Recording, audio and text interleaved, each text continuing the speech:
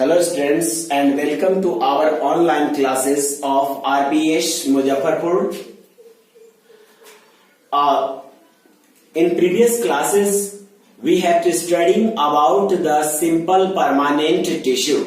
हमने previous class में simple permanent tissue के बारे में पढ़ा था. In this class we have to studying the another type of plant tissue that is called protective tissue. हम लोग इसमें एक नए प्लांट टिश्यू के बारे में पढ़ेंगे जिसे हम लोग प्रोटेक्टिव टिश्यू कहते हैं. प्लांट्स के पास स्पेशल प्रोटेक्शन की रिक्वायरमेंट इसलिए होती है क्योंकि हम लोग तो अपने घर में रहते हैं, अपने घर में अपनी सुरक्षा के लिए घर है, हम लोग अपनी सुरक्षा के लिए कपड़े पहनते हैं, हम लोग अपनी सुरक्षा के लिए बहुत सारे इंतजाम कर लेते हैं, बहुत सारा जो है वह प्रोटेक्शन सिस्टम अपना लेते हैं. लेकिन प्लांट को हम कोई स्पेशल प्रोटेक्शन प्रोवाइड नहीं करते. तो प्लांट्स जो हैं वह नेचुरली अपने बॉडी के ऊपर एक प्रोटेक्शन कवर को बना लेती हैं और यही प्रोटेक्शन कवर प्रोटेक्टिव टिश्यू कहलाता है. ठीक है. प्रोटेक्टिव टिश्यू कहता है कि it is an outer layer of plant part that protect them from adverse climatic condition. This are called protective tissue. यानी प्लांट के बॉडी के ऊपर पाया जाने वाला वह एक सिंगल सेल थिक लेयर होता है जो प्लांट को प्रोटेक्ट करता है फ्रॉम एडवर्स क्लाइमेटिक कंडीशन. यानी विपरीत क्लाइमेटिक कंडीशन जो होगा, जैसे ज्यादा ठंड होगी, ज्यादा बारिश होगी, ज्यादा गर्मी पड़ेगी, और ऐसे सभी एडवर्स क्लाइमेटिक कंडीशंस से प्रोटेक्ट करता है कौन? Protective tissue. इस प्रोटेक्टिव टिश्यू के ठीक है दो टाइप्स मेनली होते हैं. एक टाइप होता है जिसे हम लोग एपिडर्मिस कहते हैं और दूसरा होता है जिसे हम लोग कॉर्क कहते हैं. जो एपिडर्मिस होता है that is generally present in those part of plants, है ना, दैट इज करेंटली एक्टिवेटेड, यानी वो वर्किंग कंडीशन में है. This is present generally the all parts of the plant. या प्लांट के लगभग सभी पार्ट्स में पाया जाता है. वह चाहे रूट हो, स्टेम हो, चाहे वह फ्लावर्स हो, फ्रूट्स हो, है ना, इन सभी पार्ट्स में वह पाया जाता है. This epidermis tissue is the outermost layer of the plant organ. Plant organ का outermost layer होता है which is covered with a cuticle and is called epidermis. या क्यूटिकल से ढका होता है और यह क्या कहलाएगा? एपिडर्मिस कहलाएगा. यहां एक क्वेश्चन है कि क्यूटिकल क्या है और इसका फंक्शन क्या है. Cuticle is actually a waxy substance that is also produced by the epidermal cells. यानी epidermal cells के द्वारा प्रोड्यूस किया जाने वाला एक वैक्सी सब्सटेंस है जो इसके बॉडी पर या अपने बॉडी के ऊपर में डिपॉजिट करता है. या क्यूटिकल जो है क्यूटीन और जो सब्सटेंस रिलीज करता है उसे हम लोग क्यूटीन कहते हैं और उस क्यूटीन से जो लेयर बनता है उसको हम लोग कहते हैं क्यूटिकल लेयर. क्लियर? यह एक वैक्सी सब्सटेंस होता है. वैक्सी होने के कारण it does not allow the water to deposit on it. या वाटर को अपने ऊपर डिपॉजिट होने का परमिशन नहीं देता. उसके साथ साथ किसी को भी अपने बॉडी में स्टिक नहीं करने देता, चिपकने नहीं देता है. इसमें एक और खास बात होती है क्यूटिकल के पास कि यह प्लांट को एक्सेसिव वाटर लॉस से, यानी during the process of transpiration and during the adverse climatic condition in higher temperature, it prevent the plant body from the excessive water loss. Plant के बॉडी को excessive water loss से बचाता है. यह cuticle layer अलग अलग plant में अलग अलग थिकनेस का होता है, उसके जो मतलब लेयर का मोटाई होता है वो अलग अलग होता है।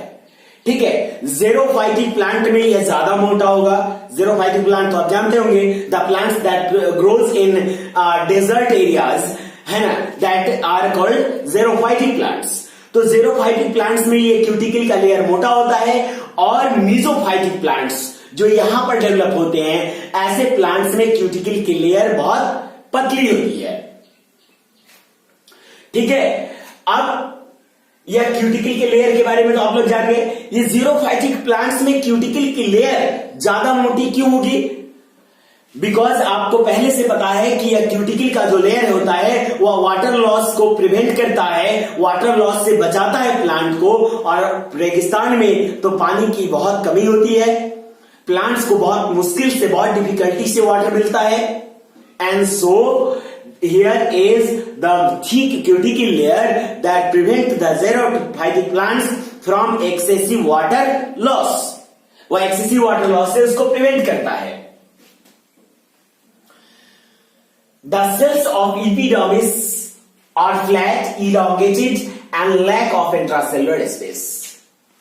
यानी इपीडर्मल जो टिश्यूज होते हैं, इन इपीडर्मल टिश्यूज के जो सेल्स होते हैं, that is flat, elongated and they lack the intracellular space.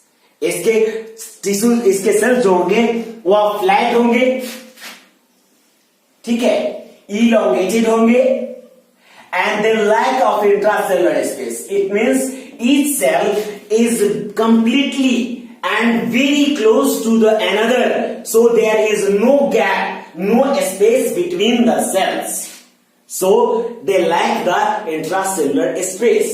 या इंट्रासेलुलर स्पेस को इसलिए नहीं रखते ताकि कोई अनवांटेड सब्सटेंस इसमें एंटर ना करे। ठीक है, now the next term is epiblema. ठीक है, इपीडर्मिस के भी बहुत सारे अलग अलग टाइप्स होते हैं according to the place in which that occur, यानी वो जहां पाए जाते हैं उसके आधार पर इपीडर्मिस के अलग अलग टाइप्स होते हैं। इपीब्लेमा किसको कहते हैं? कहता है कि uncutinized layer of epidermis of young root is called epiblema। यानी जो न्यूली डेवलप्ड रूट्स होते हैं, ठीक है, न्यूली डेवलप्ड रूट्स होते हैं, उनमें जो एपिडर्मिस सेल्स होते हैं वह उनमें क्यूटिकल का लेयर नहीं होता है, और ऐसे सेल्स को हम लोग, ऐसे एपिडर्मस सेल्स को हम लोग इपीब्लेमा कहते हैं। क्या कहते हैं? इपीब्लेमा। तो इसमें क्यूटिकल का लेयर क्यों नहीं होगा? यंग रूट्स में क्यूटिकल का लेयर क्यों नहीं होगा? इसलिए नहीं होता क्योंकि अगर क्यूटिकल के लेयर से उसे ढक दिया जाए तो क्यूटिकल वैक्सी सब्सटेंस है जो उस रूट को, न्यूली डेवलप्ड रूट को, वह अपना प्रॉपर वर्क करने से रोक देगा। रूट का काम है वाटर एब्जॉर्ब करना, और वह उसको वाटर के कांटेक्ट में आने ही नहीं देगा, तो वो वाटर एब्जॉर्ब करेगा कैसे? और इसीलिए इसके एपिडर्मल सेल्स प्रोटेक्शन तो देते हैं लेकिन क्यूटिकल का लेयर नहीं रखते, और इस कारण से वो आसानी से वाटर को एब्जॉर्ब कर पाते हैं। ठीक है, अब आगे बढ़ते हैं। ये अगला है आपका ट्राइकोम्स। ये ट्राइकोम्स क्या है? कहता है कि some plants having cutinized hair on the epidermis called trichomes. कुछ प्लांट्स जो होते हैं उसके बॉडी के जो एपिडर्मल सेल्स होते हैं, उस प्लांट के कुछ पार्ट्स में एपिडर्मल सेल्स जो होंगे वह क्यूटीन के हेयर कंसिस्ट करते हैं। उसको हम लोग कहते हैं क्यूटिनाइज्ड हेयर। ठीक है, क्या कहेंगे? क्यूटिनाइज्ड हेयर कहते हैं। यह क्यूटिनाइज्ड हेयर उसके बॉडी के सरफेस के ऊपर होता है, और उसी एपिडर्मल सेल्स को हम लोग कहते हैं, है ना, ट्राइकोम्स। क्या कहते हैं? ट्राइकोम्स। यह क्या करेंगे? क्यूटिनाइज्ड हेयर इनमें क्यों होता है? जैसे मान लीजिए कि यह प्लांट का बॉडी है, ठीक है, इस प्लांट के बॉडी में यह एपिडर्मल सेल्स है, ठीक है, एपिडर्मल सेल्स का एक लेयर है।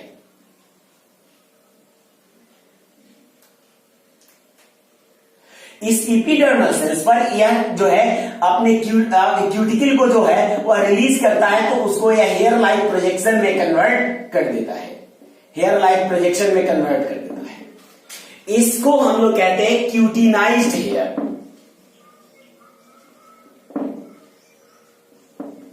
क्यूटिनाइज्ड हेयर, यह क्यूटिनाइज्ड हेयर करता क्या है, एक्चुअली में वह एयर को जो है वह मतलब ट्रैप कर लेता है, और एयर को ट्रैप करके और उस प्लांट में से एक्सेसिव वाटर लॉस को प्रिवेंट करता है। उसके बाद वह एक्सेसिव ग्रेजिंग से उसे प्रोटेक्ट भी करेगा और डिफरेंट इंसेक्ट्स को अपने बॉडी से दूर रखता है। यह क्यूटिनाइज्ड हेयर एक और वर्क करता है, और वह वर्क करता है कि वह dust particles and other impurities को, ठीक है, जैसे हम लोग का नेशनल हेयर वर्क करता है ना, वैसा ही वह डस्ट पार्टिकल्स और अदर इंप्योरिटीज को उस प्लांट बॉडी के कांटेक्ट में नहीं जाने देता, और जिससे वह प्लांट बॉडी का पार्ट, प्लांट के बॉडी का पार्ट अपना प्रॉपर वर्क करता है, ठीक है। अगला है एस्टोमाटा। एपिडर्मल सेल्स में कुछ मिन्यूट मतलब पोर्स होते हैं, that pores help the plant to perform gaseous exchange. वह प्लांट के बॉडी को गैसियस एक्सचेंज करने में और वह उसको ट्रांसपीरेशन प्रोसेस को परफॉर्म करने में हेल्प करता है। गैसियस एक्सचेंज इसलिए कि रेस्पिरेशन में वह ऑक्सीजन लेते हैं और कार्बन डाइऑक्साइड छोड़ते हैं, और फोटोसिंथेसिस प्रोसेस में वह क्या करेंगे, उल्टा कर देंगे, मतलब रिवर्स कंडीशन हो जाएगा। वह कार्बन डाइऑक्साइड लेंगे और ऑक्सीजन को छोड़ेंगे, ठीक है। तो ये जो मिन्यूट पोर्स होते हैं, उसी मिन्यूट पोर्स को हम लोग स्टोमाटा कहते हैं। These minute pores are also surrounded by the guard cells, है ना।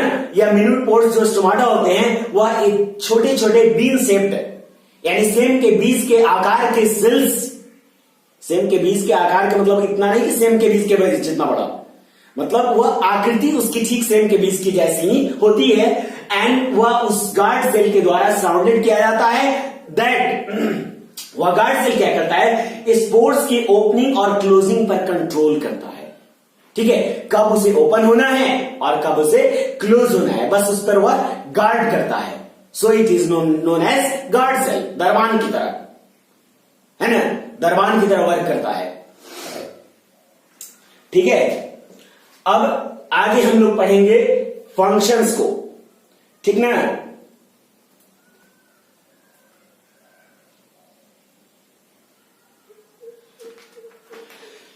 इससे पहले हम लोग एक और चर्चा कर लेते हैं। क्या चर्चा करते हैं, हम लोग देख लेते हैं कि यह ट्रांसपीरेशन प्लांट की बॉडी में क्या करता है, क्या जरूरी है। हमने ट्रांसपीरेशन कहा ना कि यह ट्रांसपीरेशन को भी परफॉर्म करता है। तो एक्चुअली ट्रांसपीरेशन जो है वह प्लांट बॉडी में दो इंपॉर्टेंट वर्क मेनली करता है। एक वह सक्शन प्रेशर जनरेट करेगा, और दूसरा वह प्लांट की बॉडी को ठंडा रखने में, कूल रखने में हेल्प करता है, ठीक है। प्लांट की बॉडी को ठंडा रखने, कोल्ड रखने में हेल्प करता है। इसके बाद आगे हम लोग बढ़ते हैं फंक्शन ऑफ एपिडर्मिस, यानी एपिडर्मिस के फंक्शन के बारे में देखते हैं। जैसा हमने पहले भी चर्चा किया था इधर के पॉइंट्स में, है ना, तो उसी तरह का फंक्शन इसमें भी है। कहता है कि it provide protection and prevent from infection, या प्रोटेक्शन प्रोवाइड करेगा प्लांट बॉडी को, और वह इन्फेक्शन से प्रिवेंट भी करेगा। वह किसी तरह का इन्फेक्शन उसको जर्म्स के कांटेक्ट में नहीं आने देगा, इस तरह वह उसको इन्फेक्शन से प्रोटेक्ट करेगा। जैसे मैं क्यूटिनाइज्ड हेयर में आपको बताया भी था, ठीक ना, ट्राइकोम्स में, कि वह उसको क्या करता है, इंसेक्ट्स वगैरह के कांटेक्ट में आने नहीं देता और उसको इन्फेक्शन से प्रोटेक्ट करता है। It prevent the excessive loss of water, या प्लांट के बॉडी से एक्सेसिव वाटर के लॉस को क्या करता है, प्रिवेंट करता है। It helps in the exchange of gases through stomata, stomata के थ्रू या गैसियस एक्सचेंज में उसकी हेल्प करेगा।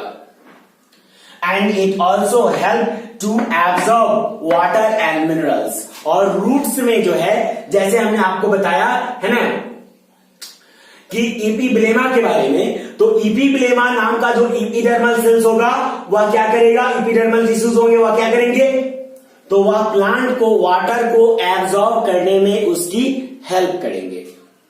क्लियर? तो ये आपका प्रोटेक्टिव टिश्यू हो गया, प्रोटेक्टिव टिश्यू का एक टाइप हो गया जिसमें हम लोग कहेंगे इपीडर्मिस टिश्यू, इपीडर्मल टिश्यूज हो गए, right. And the next is cork. अगला कौन है? कॉर्क है।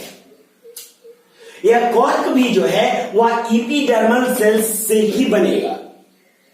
इसमें एक प्लांट की बॉडी में एक खास तरह का सेल होता है, मतलब टिश्यूज होते हैं, that is called secondary meristem. इसे हम लोग क्या कहते हैं? सेकेंडरी मेरिस्टेम कहते हैं। This secondary meristem is also known as phellogen. इस सेकेंडरी मेरिस्टेम को हम लोग फेलोजेन भी कहते हैं।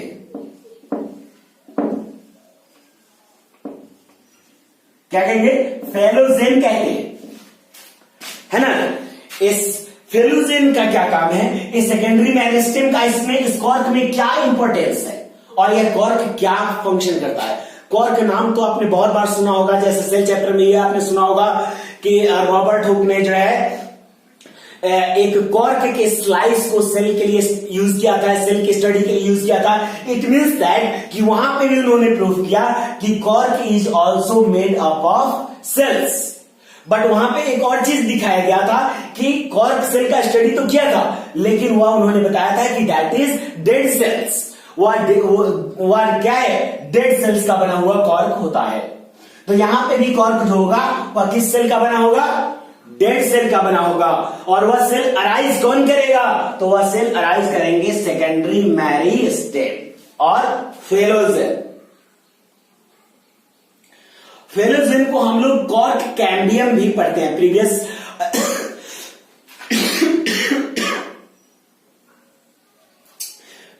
चैप्टर में हम लोगों ने पढ़ा था सेकेंडरी मेरिस्टेम, यानी किसके बारे में? कॉर्क कैम्बियम के बारे में।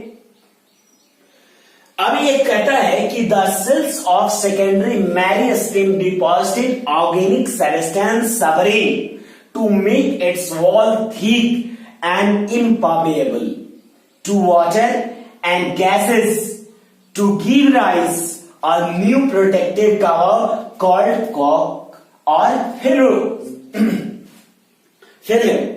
ठीक है। मतलब यह कहता है कि जो आपका सेकेंडरी मेरिस्टेम है इसके सेल्स क्या करते हैं। मान लीजिए कि यह सेकेंडरी मेरिस्टेम का सेल है, तो यह अपने वॉल के अराउंड लार्ज ऑफ सबरीन को डिपॉजिट करना स्टार्ट करेगा, लार्ज ऑफ सबरीन को डिपॉजिट करेगा। इससे अब आपने देखा कि सबरीन को डिपॉजिट करने की वजह से यह वॉल क्या हो गया? ठीक हो गया, है ना। वह इस वॉल को, अपने वॉल को ठीक कर लेता है, और ठीक इसलिए करता है ताकि यह वाटर के लिए इम्परमिएबल हो जाए, यानी वाटर किसी भी कंडीशन में इसके अंदर, है ना, वाटर किसी भी कंडीशन में इसके अंदर एंटर ना करे, क्योंकि यह एक ऐसा लेयर बनाना चाहता है जिससे होकर वाटर उसके बॉडी के अंदर ना जाए। उसके साथ वह गैसेस के लिए भी इम्परमिएबल बना देता है, यानी वह गैसेस एक्सचेंज भी नहीं होने देगा। लेकिन हम लोगों ने पढ़ा है, आगे हम जानेंगे कि प्लांट की बॉडी में और क्या क्या फंक्शन होते हैं। तो कहता है कि वह न्यू प्रोटेक्टिव कवर बना देता है, दैट इज कॉल्ड कॉर्क और फेलम, है ना। यह दो लेयर्स, दो अलग अलग नाम से जाने जाते हैं। जो प्रोटेक्टिव लेयर होता है दो नाम से जाना जाता है, एक को कहते हैं हम कॉर्क या फेलम जो बाहर से होता है, और जो अंदर से होता है ना, उसको हम लोग सेकेंडरी कॉर्टेक्स और फेलोडर्म कहते हैं। जो बाहर से होगा वह कहलाएगा कॉर्क और फेलम, और जो अंदर से होगा वह कहलाएगा सेकेंडरी कॉर्टेक्स और फेलोडर्म। ठीक है, तो सवाल है कि इसने कहा कि यह एक ऐसा लेयर बना देता है that is impermeable for water and gas. वह एक ऐसा लेयर बनाएगा जो वाटर और गैसेस के लिए इम्परमेबल होगा। बट हमने पढ़ा था कि प्लांट के अलग अलग बॉडी पार्ट्स, ठीक है, अलग अलग रेस्पिरेशन प्रोसेस को परफॉर्म करते हैं सेपरेटली। ठीक है, उसका रूट अलग रेस्पिरेशन करेगा, उसके स्टेम अलग रेस्पिरेशन करेंगे, लीव्स अलग करेंगे, फ्लावर्स अलग और फ्रूट्स अलग, हर पार्ट अलग अलग सेपरेटली रेस्पिरेशन करेगा। तो फिर अगर यह पुराने प्लांट और कॉर्क का एक और खास बात है कि यह ओल्डेन प्लांट्स के बॉडी के ऊपर पाए जाते हैं। कैसे प्लांट्स के बॉडी के ऊपर? ओल्डेन यानी पुराने प्लांट्स के, जो ट्रीज बन जाते हैं। ठीक है, तो ये ट्रीज के बॉडी पे पाया जाएगा। जो ये ट्रीज हैं, है ना, तो ट्रीज की बॉडी पे यह जो है,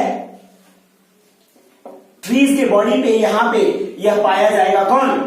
कॉर्क। तो आखिर ये ट्रीज जो है, इसका स्टेम रेस्पिरेशन कैसे परफॉर्म करेगा जब इसके ऊपर एक इम्परमेबल लेयर फॉर्म्ड होगा? एक्चुअली में जो कॉर्क होते हैं, जो कॉर्क होते हैं, यहां मान लीजिए कि यह कॉर्क सेल्स है। ठीक है, कॉर्क सेल इसके नीचे बना हुआ है, बहुत सारे कॉर्क सेल्स है, इसके नीचे बहुत सारे कॉर्क सेल्स है। तो इस कॉर्क सेल के ऊपर बार्क होता है और बार्क में छोटा सा पोर होता है। ठीक है, जो ओपन और क्लोज होता रहता है। इसे हम लोग कहते हैं lenticels.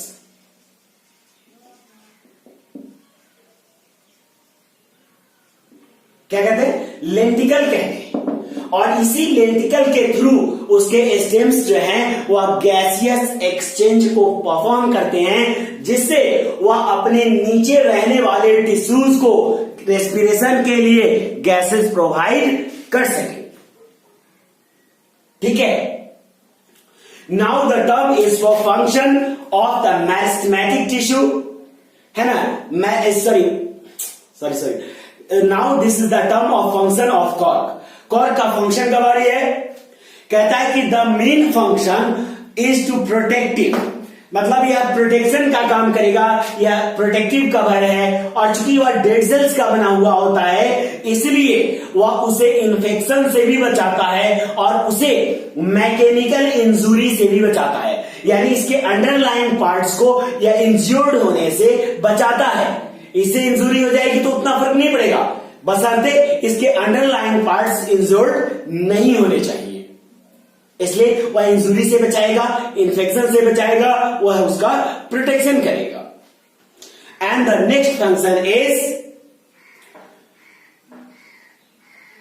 That help in different processes of gases exchange. जैसे हमने आपको दिखाया कि गैसेस एक्सचेंज में भी उसकी हेल्प करेगा। तो हमने देखा यहां पर प्रोटेक्टिव टिश्यू क्या होते हैं, है ना, या और उसके कितने टाइप्स होते हैं, एपिडर्मिस और कॉर्क। और एपिडर्मिस के कितने अलग अलग जगहों पर नाम दिए जाते हैं, कहीं पर यह ट्राइकोम्स है, कहीं पर यह एपिब्लेमा है, कहीं पर यह एस्ट्रोमा है, एस्ट्रोमाटा है। ठीक है ना, तो इस तरह से हमने आपको बताया कि इसमें एपिडर्मल सेल्स क्या होते हैं, उसका क्या फंक्शन होता है। ठीक है ना,